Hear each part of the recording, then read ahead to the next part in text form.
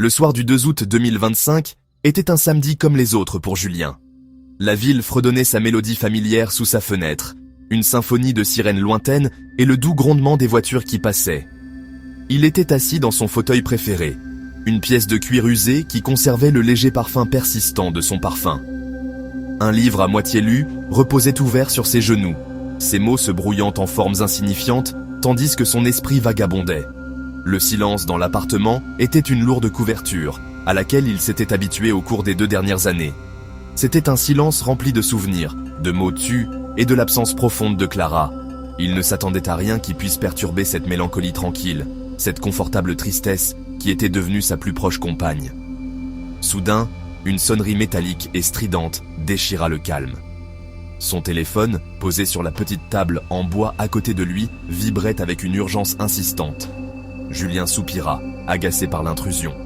C'était probablement un télévendeur ou un mauvais numéro, une interruption inutile à son rituel nocturne de souvenirs. Il le laissa sonner encore quelques fois, espérant que l'appelant abandonnerait simplement et le laisserait en paix.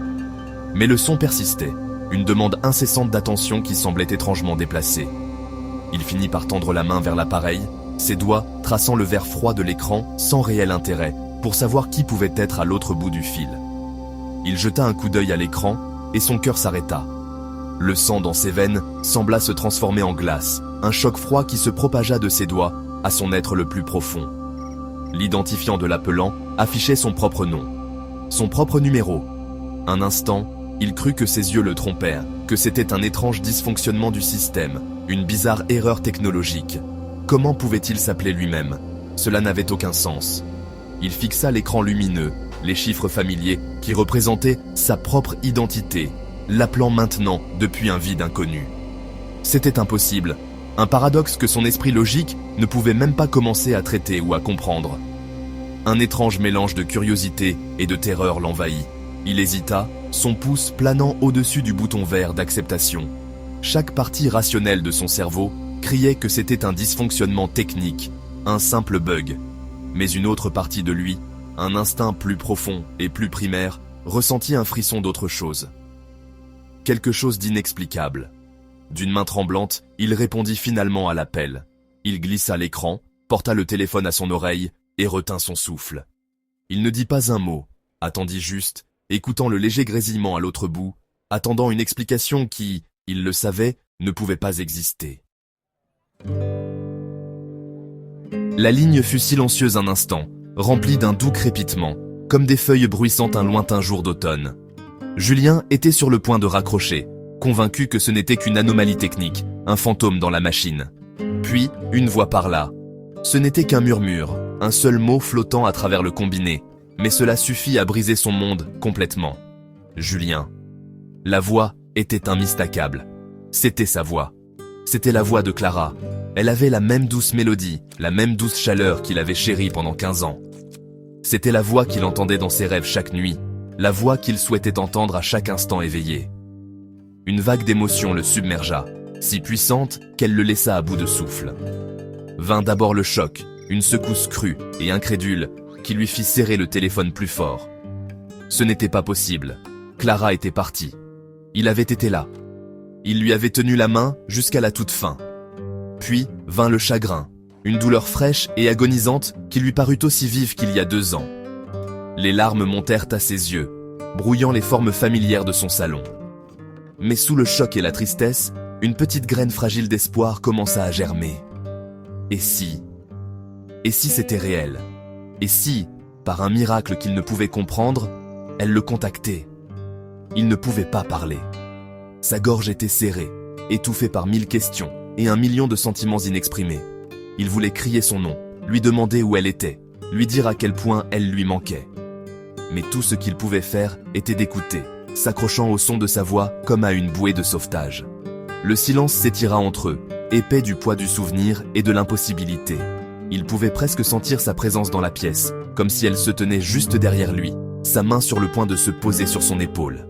L'espoir était une chose dangereuse, magnifique, une lumière dans l'obscurité qui à la fois le terrifiait et le captivait. « Clara » parvint-il finalement à murmurer, sa propre voix semblant étrangère et brisée à ses oreilles.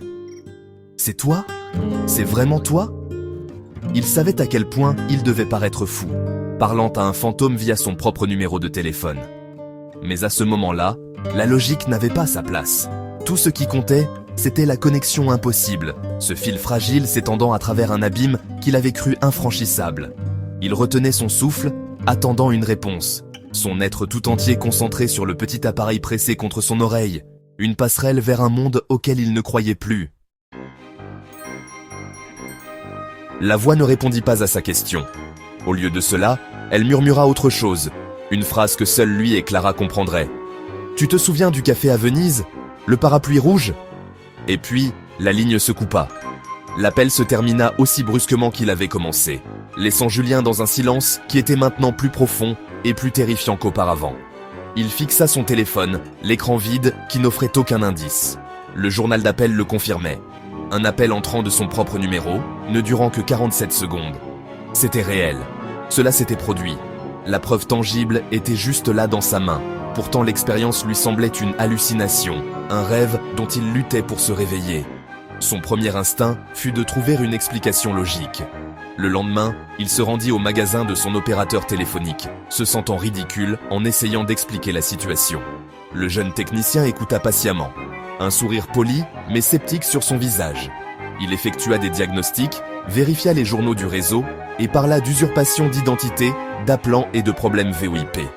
C'était des termes techniques pour des astuces numériques, des moyens pour les arnaqueurs ou les farceurs de masquer leur vrai numéro. C'était l'explication la plus plausible.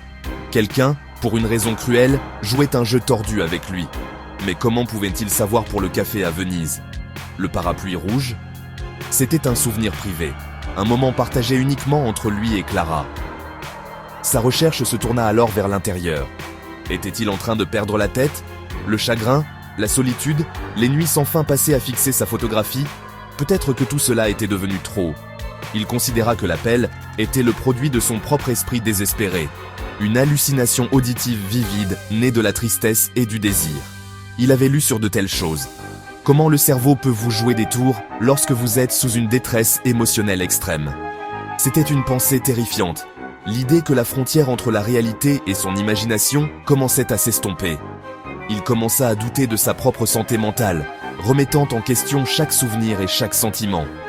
Pourtant, il ne pouvait se défaire du sentiment que c'était quelque chose de plus. Il se retrouva à rechercher des phénomènes surnaturels, à lire des histoires de messages d'outre-tombe, de connexions spirituelles qui défiaient à la compréhension scientifique. Il avait l'impression de marcher sur une corde raide tendue entre deux mondes. Le monde rationnel de la technologie et de la psychologie, et le monde mystique de la foi et de l'inconnu. Il ne savait plus quoi croire. Était-ce un farceur cruel, un symptôme de son propre esprit brisé, ou était-ce vraiment un appel d'ailleurs? Un message de Clara, un écho de l'au-delà. Les jours se transformèrent en semaines, et Julien se retrouva à vivre dans un état de réalité suspendu.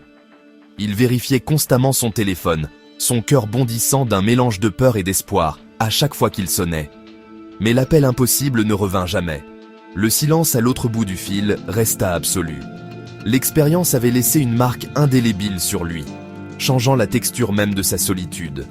Son appartement ne se sentait plus seulement vide. Il se sentait chargé d'une énergie étrange et puissante, comme s'il était une salle d'attente entre deux dimensions. Il lui parlait parfois, parlant dans l'air calme, espérant un autre signe, un autre murmure. La question de ce qui s'était passé cette nuit-là demeurait, une compagne constante dans ses pensées. Il ne pouvait jamais prouver que c'était un message de Clara, mais il ne pouvait pas non plus le réfuter. Les explications techniques, comme l'usurpation d'identité d'appelant, semblaient aux creuses. Elles expliquaient le comment, mais pas le pourquoi. Pourquoi ce souvenir spécifique? Pourquoi ce murmure si intimement sien? Et l'explication psychologique semblait une trahison de son propre esprit. L'accepter comme une hallucination serait accepter que son amour profond et son chagrin s'étaient en quelque sorte retournés contre lui, créant une fiction cruelle. En fin de compte, Julien choisit de vivre avec l'incertitude. Il cessa de chercher une réponse définitive, réalisant que peut-être il n'y en avait pas à trouver. L'expérience, qu'elle fût un bug, un rêve ou un miracle, lui avait donné quelque chose dont il ignorait avoir besoin. Elle avait transpercé la carapace engourdie de son chagrin et réveillé un univers de sentiments en lui. Elle ramena la douleur, oui, Mais elle ramena aussi le souvenir vibrant de leur amour, la chaleur de sa voix, et la possibilité vertigineuse et magnifique que l'amour est une force que même la mort ne peut éteindre complètement. Il ne sut jamais si l'appel était réel. Était-ce une erreur technique? Une invention de son imagination? Ou était-ce vraiment un message d'un endroit qu'il ne pouvait comprendre? La question planait dans l'air, un écho sans réponse. Mais d'une certaine manière, la réponse n'avait plus d'importance. L'appel lui avait rappelé que les plus grands mystères ne sont pas faits pour être résolus, mais pour être vécus. Et au cœur de ce mystère, il trouva une étrange forme de paix, une façon de continuer sa conversation avec Clara, même si ce n'était que dans le silence de son propre cœur. Les morts avaient appelé, et ce faisant, ils lui avaient appris à revivre.